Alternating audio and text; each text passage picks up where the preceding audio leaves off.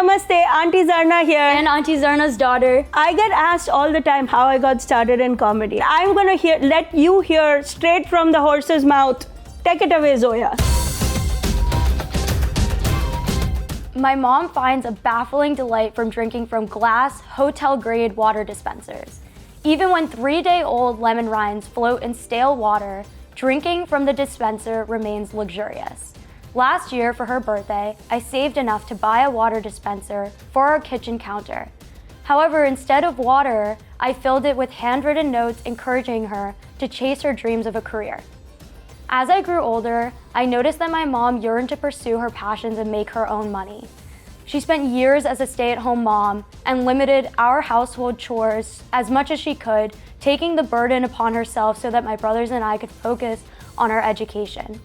However, I could tell from her curiosity of and attitudes toward working women that she envied their financial freedom and the self-esteem that must come with it. When I asked her about working again, she would tell me to focus on achieving the American dream that I knew she had once dreamt for herself. For years, I watched her effortlessly light up conversations with both strangers and family.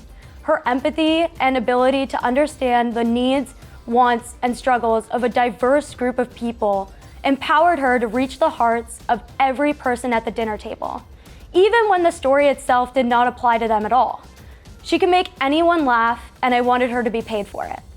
Mom, have you ever thought about being a stand-up comedian?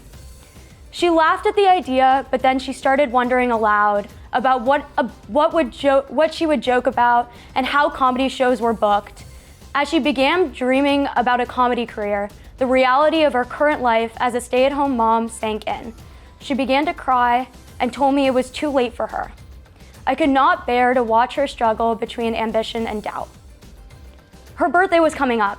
Although I had already bought her a present, I realized what I actually wanted to give her was the strength to finally put herself first and to take a chance. I placed little notes of encouragement inside the water dispenser. I asked my family and her closest friends to do the same. These friends told other friends, and eventually I'd grown a network of supporters who emailed me their admiration for my mom. From these emails, I handwrote 146 notes, crediting all these supporters that also believed in my mom. Some provided me with sentences, others with 5-paragraph long essays. Yet each note was an iteration of the same sentiment. You're hilarious, full of life, and ready to take on the stage. On the day of her birthday, my mom unwrapped my oddly shaped present and saw the water dispenser I bought her. She was not surprised, as she had hinted at it for many years. But then as she kept unwrapping, she saw that inside the dispenser, there were these little notes that filled the entire thing. As she kept picking out and reading the notes, I could tell she was starting to believe what they said. She started to weep with her hands full of notes.